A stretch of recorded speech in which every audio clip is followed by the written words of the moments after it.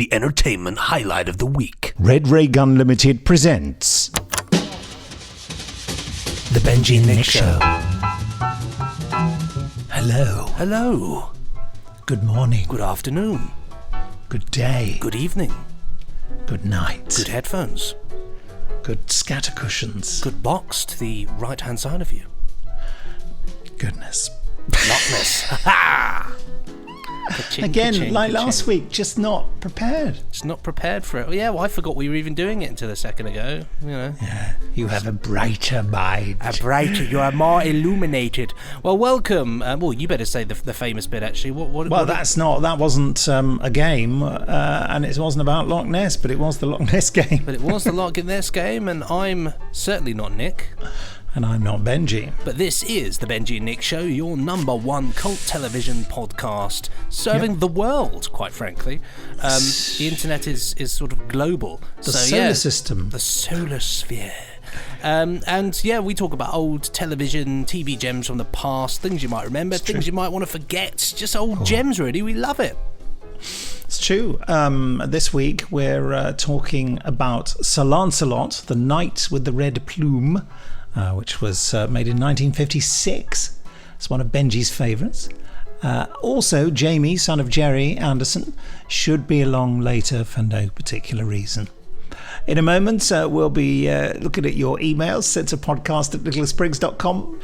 But first, the Benji and Nick Show is proud to be sponsored by The Village Shop, the online e-store run by the Unmutual website, and Coit Media Limited, your one-stop shop for all things Prisoner, Danger Man and Patrick McGowan, including DVDs, Blu-rays, books, CDs, audio dramas, clothing, photos, homeware and gifts.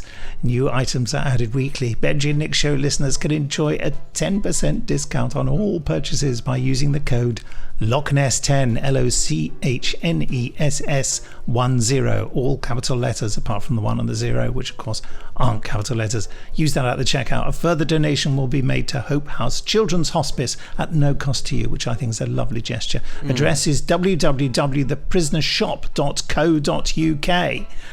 Let's have a look on there, Benji. Okay, well, here I am. I'm heading to the DVD section today, and you can get your hands on The Adventures of Sir Lancelot, actually. It's funny you mentioned that today. Because, Rick emails in later to remind us of that. Well, there we go. So I mean, it goes without saying that if you want to check out what we're talking about, if it gets a good review, that is. I mean, if we say it's rubbish, then maybe you won't. But you know, I'm certainly an advocate, and I recommend wholeheartedly that you grab The Adventures of Sir Lancelot. I've got this DVD box set, and it's fab. There's the other offer that I mention from time to time, in fact every time. You just enter the code "you old fool," all in capital letters. That was badly timed because my wife just walked behind me there, and it sounded like I was talking to her.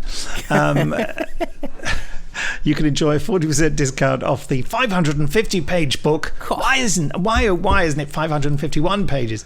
The Callan file. There she goes again. The definitive guide to the classic TV series, written by Robert Fairclough and Mike Kenwood. I was just watching some old Callan episodes the other day. Riveting. Loving it. Also, you might like to have a look at nicholasbriggs.com and see if there's anything you fancy buying there. We won't have a look at it, but a few people are picking up some DVDs. Get on it, yeah. You'll sign anything, won't you? Well, anything that I'm selling, yeah. What did I sign the other day, Steph? What was I signing? Don't remember. Thanks for your participation. It's our 10th wedding anniversary today. Congratulations. Yeah. Are you doing the 10th wedding dance, the 10th wedding anniversary dance? What's that then? That's the one that everybody has to do. What's that? Well, it's the dance. What sort of dance? We didn't even do we didn't even dance at the wedding. Oh, well, you have to sort that out then. Have a little dance tonight, have a little jig in the garden. That was our rule. No music, no dancing. No music? No music, no. It was great. Everyone just talked. Yeah, that is quite nice, actually. It was brilliant. A bit of social. God. There's nothing worse than having loud music playing when people are trying to have conversations. I went to someone else's wedding not long ago, and it was just ridiculous. It was just like being inside a speaker Just like, and you know, people were trying to talk, and I was saying, well, I can see your lips moving, but can't hear a thing. So I always go outside at these events. Always just, to be honest, just hang around with the people in the smoking area, because there's no music out there, and you can just talk to people. Well, indeed, you know, this isn't just an age thing. I've always been like this. I can't understand why music has to be so loud, because it destroys social interaction, or takes it to the level of sort of ugh. It depends. I suppose it depends. I mean, my friend James had a great thing at his wedding because he's a musician, and so he just hired like a small quartet, and a couple of his friends were doing this. They had like a violin, a cello, and a trumpet. I think it was. It was nice. Quite, a nice little sort of group there. But of course, they're people that he played with before. So what they did, they surprised him by just playing. They spent all the time working out and transcribing his songs, which are traditional kind of guitar, bass, drums, and they transcribed the whole thing into orchestral stuff. So he got to hear his own record in a completely different way at his own wedding. But of course, it backfired because he spent the whole time just wanting to listen to it all. Going, shut up! Don't want to talk to anyone. Yeah, good times though, but Wow, that's great. It's quite fun, isn't it? Yeah. They also could have probably played the theme tune of Danger Man, and I'm sure they. Well, interestingly enough, Dave, who plays the violin and the trumpet, and can play both. He was actually at the same time. He was asking me about the podcast at the wedding, saying, "Oh, have you done any?" I saw you. I think it was just after we done The Prisoner. There, and he was saying, "Oh," he said, "I see you did The Prisoner. What did you give it in terms of review? Did you like it?" And I said, well, it's got a very high review. Yes, it did. Did we actually? We did The Prisoner, did we? I'm pretty sure we did The Prisoner. Did the chimes of Big Ben? Probably. Yeah, that's definitely what. Yeah, we would have. And if we didn't, we should have done. Absolutely. I was thinking that there's so many new things to watch, but equally I was thinking there's so many things that we can just carry on watching and just do another episode. We could. We say have another episode of that. You could just say. Yeah. By the way, nicholasbriggs.com was the address of my website. Yeah, get on there, buy some stuff. And now to your email sent to podcast@nicholasbriggs.com. I've written here, Benji, would you like to start? But frankly, that's from last week. I should probably take this one myself here. Subject, Adventures of Sir Lancelot of the Lake, sent on the 25th of this month in the year 0001 from Adam Graham. The beginning of everything. Dear Benji and Sir Nicholas of the Shed. Isn't that funny? I'm not in the shed today. The irony is just, smacks us in the face, doesn't it, really? Just breaking in a new computer. I was pleased to hear this was a rare occasion where I could just stream what you were watching off of Prime. I've been looking for an excuse to watch it. He's talking about Sir Lancelot, as I loved William Russell in Doctor Who. So you reviewing it was as good an excuse as any. So you hear those little footsteps from Steph, being very quiet, but can hear them. I found it to be a really fun episode. I've never seen this programme before, but it had a familiar feel. It came from the same era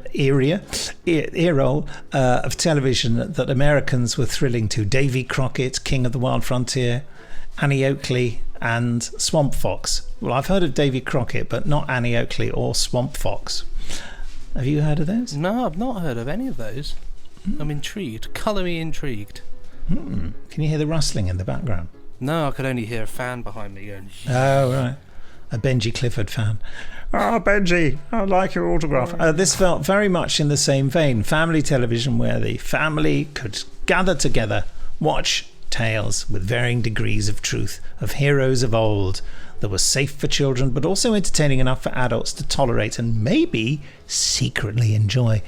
This was a series that not only aired on ITV but did make its way across the sea, even though my childhood was deprived of being able to enjoy it on reruns 30 years later.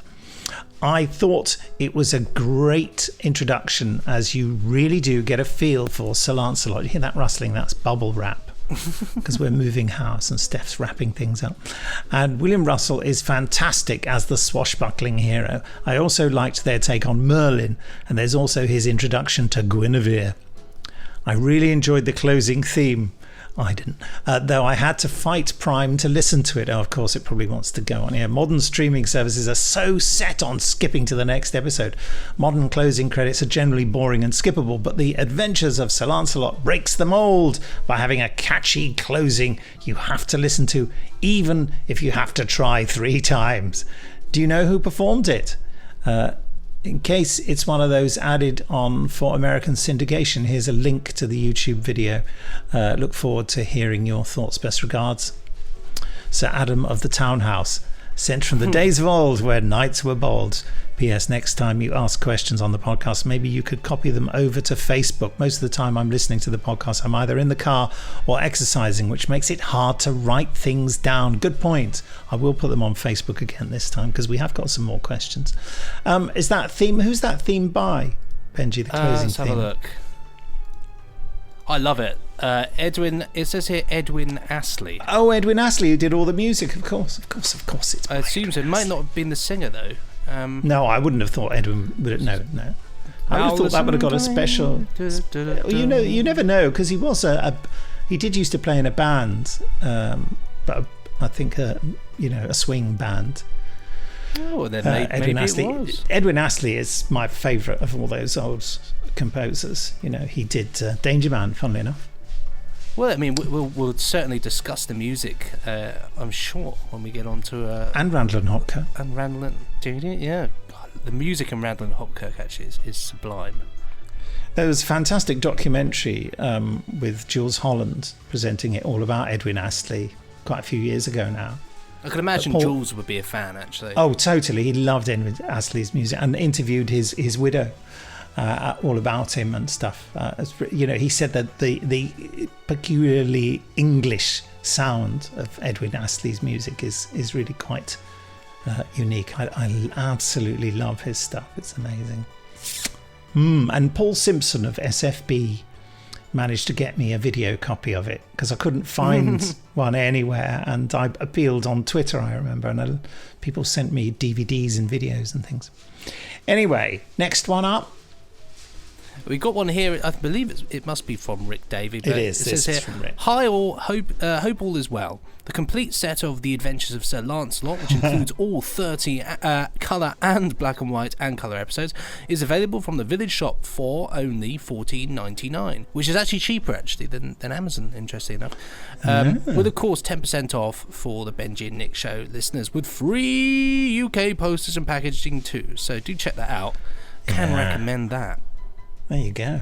There's a brief note here from Thomas Hodden, sent on the 21st of July in the year 1504. Gents, congratulations on correctly spotting the true fact in my last email. Peter Davison did indeed sing the theme to Button Moon. I have tried to make it a little harder this time. As before, there are 2 fibs, only one of which is true. Okay? Okay. Today's subject... the Marx Brothers. Well, I'm not an expert on the Marx Brothers at all, are you? No, not at all. Fib 1. As well as being a talented comic and actor, Groucho was a crack shot with a pistol and rifle. During his wartime service aboard a patrol boat, Groucho's machine gun jammed during a firefight, and legend has it he calmly climbed onto the deck and took out the gunnery crew of an enemy boat with his service pistol. Wow. That's an interesting one, isn't it?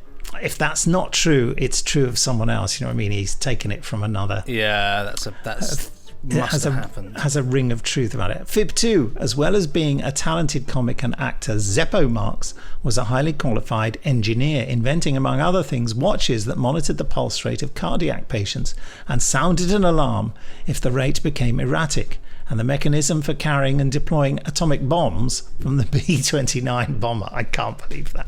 Yeah, that sounds a bit far-fetched. Yeah, as well as being a talented comic and actor, Harpo Marx was a keenly active politician under a pseudonym and disguised with slick haircut and entirely different persona. He spent 17 years serving his local community in minor civic roles, usually winning his elections by comparing his opponents to those awful clowns from TV. There you are, chaps. Do you have any guesses? Yours, T.E. Hodden. Well, Fib's got to be Fib 3, I'm actually thinking. Well, don't forget, 2 of them are fibs. One's true. So one's true. I would say... You have quite a lot of difficulty mastering that format, don't you? I do. What can I say? I'm going to say... They're all true. I'm going to say that number 1 is the true one, actually. How do we find out? I don't know. I have no idea. Write it and let us know. Well, type into the internet Groucho crack shot. Or service pistol or something. I think that's the truth. I agree with you. Although I quite like Fib 3, the thing about him serving his local community in a minor political civic role. Moustache.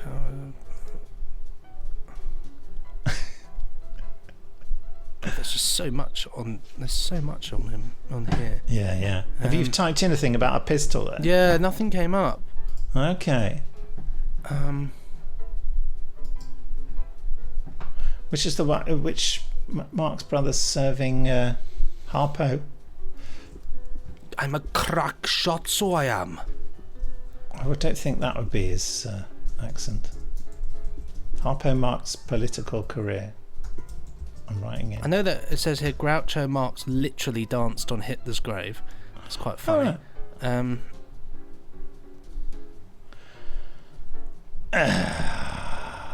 so it's not we don't know the answer. Thomas, write it and let us know, Thomas. That's the easiest way. TE, tell us.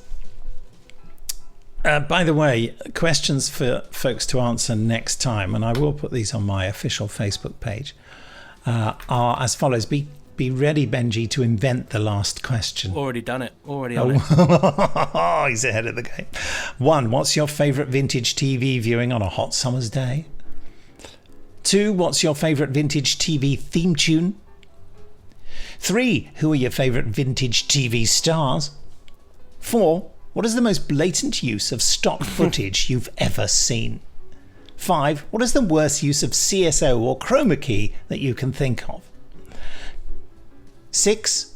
Why does Marty Hopkirk cast a shadow when he's actually a ghost? There's bound to be some scientific reason. I'm going to go with, what would you say is the all-time greatest television vehicle? What's that? Oh, right. What I'm thinking that's an important question. All-time greatest TV vehicle, like the Batmobile or something, yeah. The Batmobile or Thunderbird 2. That'll do. Basically, those are the two greatest ones. There we go. Yeah, A or B. No, the anything Lotus like. from The Prisoner. The Porsche 944 in Edge of Darkness. Oh, you name it. My dad used to have one of those. Did he? Exactly the same car in that white colour. Yeah, and from Edge of Darkness. Yeah. Good Lord. And we nearly bought Bessie once, interestingly enough, or a replica of Bessie. Yeah, really? Yeah. What? It was an actual replica, or just the same sort of model? I was at a convention years ago. It was called A Galaxy of Stars, and it was in Weston-super-Mare. It was I was very young. It was one of my first conventions, and I went there. Was it your first, or just one of your first? Just one of it. Was one of my first. It wasn't my first. And they had a Bessie car there with a for sale, and the price on it was surprisingly affordable, yeah. And so we were really thinking, yeah, this could be good. It's transporting it is the problem. It's transporting. We were saying, maybe we could take it to events and stuff. But the thing is, my dad loves classic cars, but I think that Bessie has no real significance to him in terms of like it's what it is, and it's a little bit too classic for him as a car. Right. And so in the end, it was kind of like one of those. I don't think we've really got time to take it about, so we didn't bother. But I think we've considered it.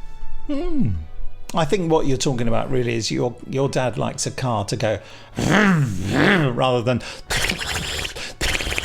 Well, interesting. He's got a little bit of both. He's got a Morris Minor now, so it sort of goes, but most of the time it sounds sort of more like a fart, really.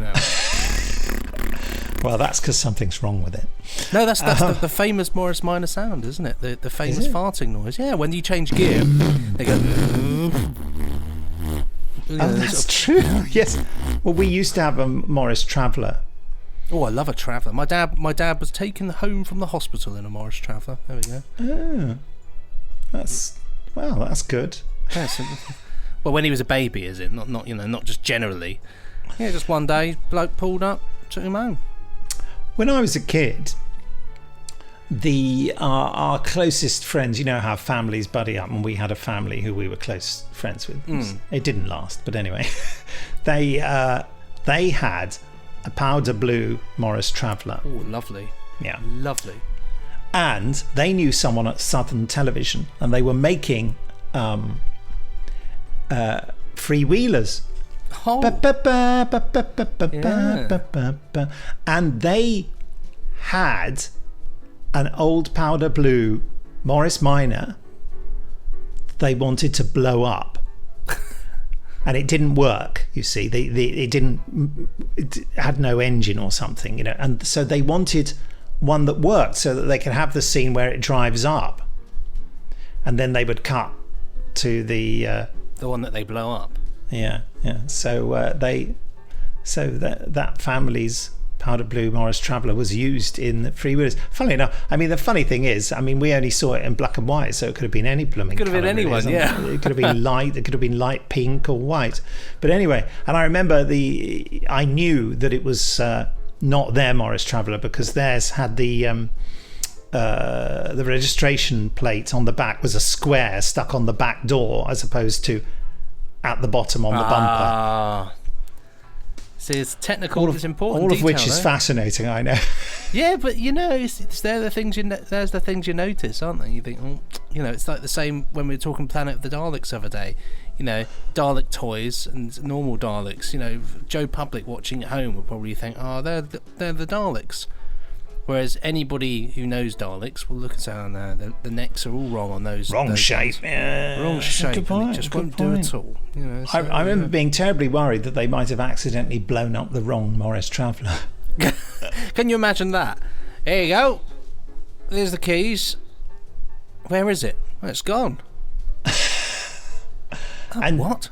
So that thing when they move it, like, you know, in the old films, they move the dynamite into the wrong building or the wrong truck or something like that. You know, click the button and it explodes behind them. Yeah. You know, old gags. Well, we're now going to travel to somewhere where Morris Minors don't exist, and only horseback is an option. Although a lot of the crew probably went to work in a Morris Traveller. Absolutely, it's prime Morris time. Although maybe the Morris was quite expensive at this particular. Yeah. The 50s this was made, so yeah, Morrises were pretty damn new. Were they? So sorry, I interrupted you just as you were about to say the title. Well, it's The Adventures of Sir Lancelot, with the episode The Knight with the Red Plume. Very much to introduce Sir Lancelot, isn't he? He's an outsider in this who, by the end of the episode, becomes accepted by King Arthur as a knight of the Round Table. Now, I thought this would be a good one because Talking Pictures TV are currently showing this alongside a lot of other things, including Sir Francis Drake, Robin Hood, and various things, and Sir Lancelot's on there, so it gives people a good opportunity to check it out if they want to. Mm-hmm. I love this series. I don't really know why. I mean, I love all the sort of old medieval sort of stuff anyway. But I can't help but think there's something lovely and charming about it. Totally. It's just sort of it goes under the same thing. It's just adventure. It's like there's no real complexity to it. There's none whatsoever, frankly. You know, it's just knights and sword fighting and magicians, but it's done in such a way that it doesn't sort of feel rubbish or boring. Well, it's completely inoffensive, and it's so simplistic, and it's short as well, isn't it? I mean, it just whizzes past, and it's sort of for children, really. And every emotion, every potential plot twist is massively telegraphed in advance, so you know exactly where you are and how it's all going to turn out. And William Russell is superb in it. I mean, he's given the Ian Chesterton performance, but in chainmail. But he's very sort of, you know, diligent in it, isn't he? Yeah, he's. I find that when he's, because even though it was shot on film, it's in black and white, the episode we saw, though apparently it goes into colour for the last series. even though it's on film, there's quite a good deal of studio work, and it's fascinating that they obviously shot a lot of location stuff. I mean, there's that huge the Camelot castle. What's that? Where was that shot? In France? I have absolutely no idea. I mean, what I will say is that I thought the set design was actually pretty good. I thought that some of it was really rather lovely. I mean, like all the stuff, obviously they're cutting between location and set. The bit where the hermit is on the rock, and all around there, it looked really good. And I was sort of thinking, it's a set. There's no. Oh, you do, but it looks a lot more convincing than some naff old Doctor Who sets. That goes without saying. And this is a far more expensive production made by a film company, wasn't it? Really, well, made by film technicians anyway, working for a television company. Yeah. This is. I mean, they've got horses on set, but the Sir Lancelot on location had curly hair, and William Russell doesn't. So I don't think that was him on the horse and location. And you notice that when he comes on set with the horse, the horse isn't really much under his control, is it? It looks like there's a look on William Russell's face like, I hope this thing doesn't blooming well kick off because I can't control it. You sense there are horse handlers just out of shot, ready to grab it when the thing goes bonkers and gets spooked. But yes, the sword fights are perfectly serviceable. There's nothing. I did about 6 months of sword fighting with medieval swords, as I'm sure listeners remember me saying. So of course, watching that, it was painful because they're the most flimsy sort of plastic swords. I mean, everything about it, and including everything about the way everybody wields the swords, is ridiculous. They're so light. They you can see them sort of bending and all sorts. I think they are metal, but they're just made of two slim bits of tin metal can. Quite frankly, I mean, it's because real medieval swords that are huge. I mean, that thing I've been going on about for weeks, Desert Crusader. Those swords, they're proper medieval swords in that. They're heavy, chunky things, and when they hit each other, it's like tubular bells, dang, dang. Whereas this is much more very, very light. They've made it easy on themselves. It's for kids, isn't it? And so when you think about it, it's like, well, at the end of the day, it doesn't really matter too much, and it doesn't. I think that's what's nice about this, is it's quite light-hearted. Yes, very much so. I mean, it's just fairly serviceable standard kids' entertainment, isn't it? I noticed that Merlin has no magical powers. He's a complete fake in this. I think it's brilliant. I think that's such a fun little touch, just to make it a bit different. That he's using things which are, apart from the bit obviously when he but like writing with lemon juice is a completely serviceable way to have invisible ink. You hold it up to the sun and you can see the writing. And it's things except like when he paints it on a piece of wood. I was about to say that's utterly ridiculous. But all the stuff with the signals and all that, he drops those exploding things of smoke. It's just rather lovely, and and I think, and as the series goes on, there's this sort of thing of that, Lancelot absolutely knows that Merlin's a complete fraud. Oh yeah, he sussed it in the first episode, hasn't he? Completely, but they kind of help each other out, which is quite nice. And I think, obviously Merlin champions Lancelot. It's rather, I think it's a fun little relationship. What's the deal with Guinevere? Well, in Arthurian legend, outside of this, the famous thing is that Sir Lancelot and Queen Guinevere have an affair. Yes, but she's this one's old enough to be his mum, isn't she? Yeah, I mean, there's obviously, it's she's certainly older than him. There is that element straight away. Not that they would ever do it because it's a children's program, but obviously he champions Guinevere, and there's that great bit where he says, oh yes, do you mind if I stay? I must balance I have to make sure the balance of my sword is incredibly important. And Guinevere turns up for 2 seconds and he just walks off. Oh, it's forget the sword. Yeah, exactly. Yeah. I think that's as close as we'll ever get to the dirty truth of it all. But because Arthur seems quite happy for King Arthur seems quite happy for him to. Yeah, you think he'd say, hands off my wife. He's just very sort of... Now, that guy who plays King Arthur, it's an interesting... I've never seen that. I suddenly realised what the actor was. I can't remember his name.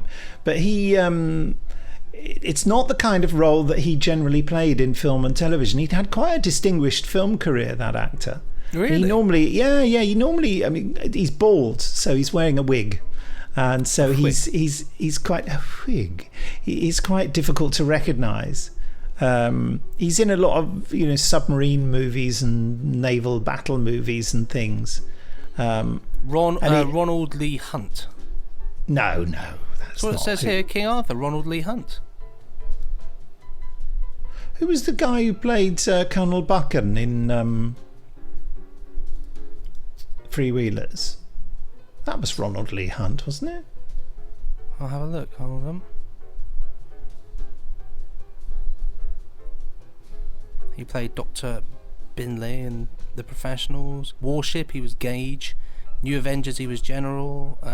Oh, well, that is Ronald. Well, there's another. I mean, the guy who was in Revenge of the Cybermen. I'm thinking of as Lee Hunt. Randall and Commander Stevenson in Revenge of the Cybermen. But that's not who plays the King Arthur. That's what it says on IMDb. It's absolutely not. And maybe they changed him later. Maybe. Let's have a look. The Knight with the Red Plume is not Ronald Lee Hunt. That's what it says. Yeah, it doesn't look like him. They've got completely different. No, it's just not. It's, hold on, let's have a look. I'm very familiar with Ronald. Bruce Seton. He did 3 episodes. Oh, and that was it. And then they replaced him with Ronald Lee Hunt. By the looks of it, yeah. How interesting. Yes, because this is him. Bruce Seton is the chap. Yeah. Immediately looking at his face. So why did he stop, I wonder? I didn't realise I would stumble upon such a controversy. Interesting enough, he then went on. He ended up going on to William Tell. So, it leaves this after 3 episodes of being King Arthur and then joins another similar production. So there can't have been any particular malice there. He's in Regeneration. Played Richard the Lionheart in Ivanhoe. Good Lord. How strange that they should recast the king. But anyway, it's not the sort of part he used to play. He used to play sort of, much more lower class people. And whereas he's very benevolent as a king, isn't he? He's very sort of nice chap. For ages I didn't recognise him. I kept sort of his voice. I kept thinking, I know that voice, but I don't think I hear the voice with such a posh accent usually. And and it was the fact that he's got a mass of hair and everything that was really putting me off. Throwing you off, yeah. Well, not surprisingly. I'm pretty certain he was in The Cruel Sea and played the quartermaster on the ship. Let's have a look. I want to watch The Cruel Sea now. Oh, dude. Tallow in The Cruel Sea, yeah. Tallow, that's right, yeah. Good name, isn't it, for a character? Oh, he played Inspector Clifford in A Place of Execution. Did he? He played me, yeah. That was me. Inspector Benji Clifford. Inspector Benji Clifford in A Place of Execution, which I've never heard of, but now I want to see as well. Now, the place it was filmed, interesting enough, is a place, Nettlefold Studios in Walton-on-Thames. Oh, yes. And I think I mentioned this to you, Nick, last week. I mean, the interesting thing, it's a really old studio. It was destroyed in 1961, completely. That sounds quite vicious. It was destroyed. It was utterly destroyed. But the thing that I rather like is that its first film in that studio was in 1900. How cool is that? The Beggar's Deceit. Wow. So, and 1903 they did, I think it's quite a famous silent movie, Alice in Wonderland. Well, that's certainly a famous story. And it's also the place at Nettlefold they filmed The Pickwick Papers and Scrooge as well. So there we go. What, the one with Thank you very much. That's the nicest thing that anyone's ever. Oh, I don't know if it's that one, but I remember that one was called. This one's the Alistair Sim. So that's the Alistair Sim was the name that I was struggling dementia-like to discover. The musical one was in the 70s, wasn't it? It was, yeah. It was either late 60s or early 70s. I think I used to have a copy of this Scrooge, and I remember it came free in a newspaper. That's what I remember for some reason. But yeah, that's an interesting thing, quite. But yeah, very interesting. I think it's like you said, a bit of harmless television. But I have to say that I really enjoyed it. Yeah, me too. I'll give it a solid 4 exclamation marks out of 5. I was planning on giving it a 4 out of 5. It's not. Have you changed your plans? Or are you no, sticking? no, I'm sticking to that. I was thinking that, it's one of those. It's one of those interesting shows where it's not particularly. There's nothing particularly superb about it in terms of nothing groundbreaking about it, but I love it. And as for the music, which is fantastic all the way through, really all the lovely fanfare stuff, I love that ending theme tune, and it always gets stuck in my head, and it's completely unnecessary, but I love it. Right, and it's a bit of Edwin Astley. So we have Jamie Anderson joining us. He says, "Let me in, I have 2 minutes." Oh, crikey. Hello. Look at your background. Loads and loads and loads of notices. That's pretty much what his office looks like. Anyway, are you recording? Yes.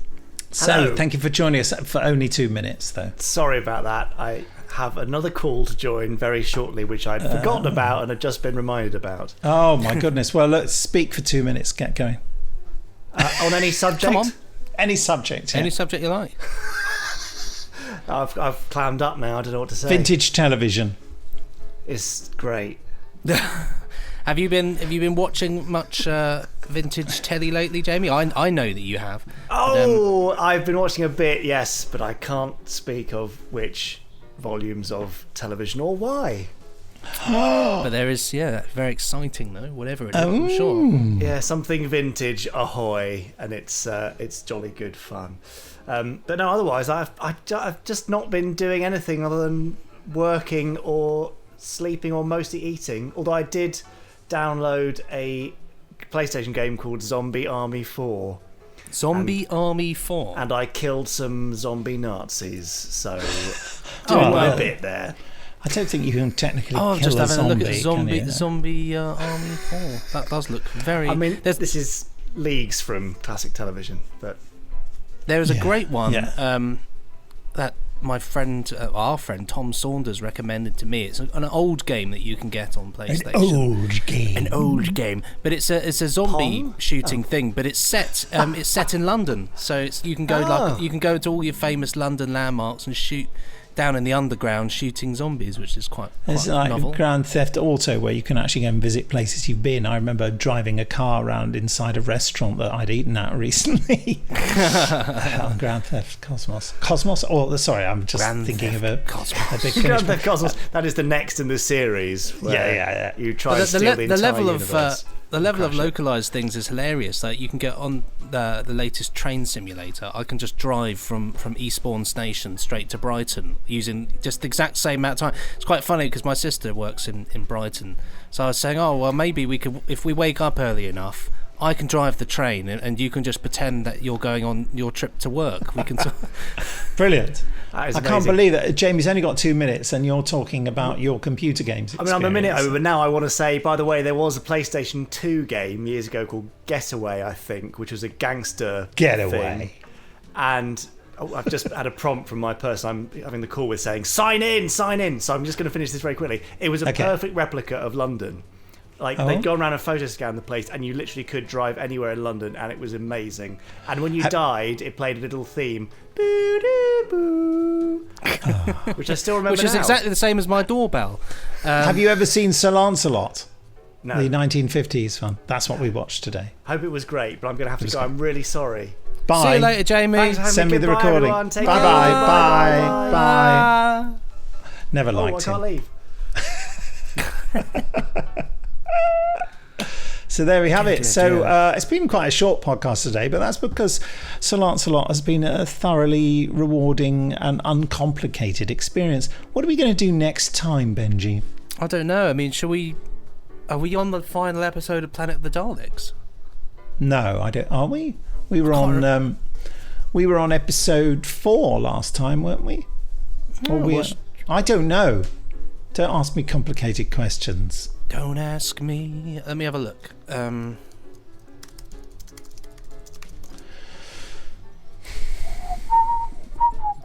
suppose I could look at Planet of Daleks 4 was the last one, so 5. Yeah, great. We're not even at the end. Excellent news. Should we do Planet of the Daleks? I just enjoy it. Right. So. yes, let's do our commentary on Planet of the Daleks, Episode 5, a 1973 Doctor Who story starring John Pertwee and Katie Manning as the Doctor and Joe, with Bernard Horsfall as Taron. Anyway, blah, blah, blah. I'm just looking, we've got some great reviews on our on the Apple podcast thing. Really? It's quite nice. Yes, we have. We've got a 5-star review here. Cult TV podcast covering all sorts of cult TV and film and a lot else as well. The two hosts are superb and make you feel like you're with your favourite friends in the world. Isn't that nice? Isn't that lovely? That is nice, isn't it? Did you write that? No, I didn't. No, that was Neil. That was a chap called Neil. Thank you, Neil. Another 5-star one here. Delightful podcast. The warm friendship of the two hosts shines in every episode. Well worth a listen. Sometimes the episodes are a bit too short, like this one. Well, we've got one 4-star review, which is what was wrong? Two guys with a very natural presentation style that's both endearing and very funny. If you like all things Doctor Who, 70s TV / fancy related, look no further and buck up whilst you're at it. Hey. There we go. So I don't know why we didn't get 5, but I appreciate 4. So well, some people just can't give maximum marks. They've just not got it in them. I mean, we're not perfect, and that's the beautiful thing about us. You know, we're totally imperfect. We're a bit like I'm trying to think of something that's not quite perfect, but nearly there. Like Sir Lancelot. I suppose you're right. I was going to say Banoffee pie, because they vary in how they arrive, don't they? You know, yeah, sometimes that's true. It's one way, sometimes it's the other. You can't always have I've had a perfect Banoffee pie maybe 3 times in my life. I've had quite a few near perfect ones. I had a question when I was I did a pub quiz, these ghastly quizzes that everybody forces you to do in lockdown. And one of the questions of it was what are the ingredients of a Banoffee pie? And so I was I banana and toffee. Well, you see, I didn't put that. I kind of put banana, toffee, condensed milk, cream, and somebody questioned why I put condensed milk in there, and I thought, well, that's exactly what's in it. It's condensed milk. But no, the correct answer was banana and toffee. Well, it's not just banana and toffee. No, there's more to it than that. There's a little bit of a raffia base, pastry based or something, isn't there? Biscuit base. It can be a biscuit base or a pastry base, you see. And it was, I can tell you that for another fun fact, it was invented just down the road at the Hungry Monkey in Jevington. Oh, well, and you see, your knowledge was too detailed for them. You were too good for that quiz, Benji.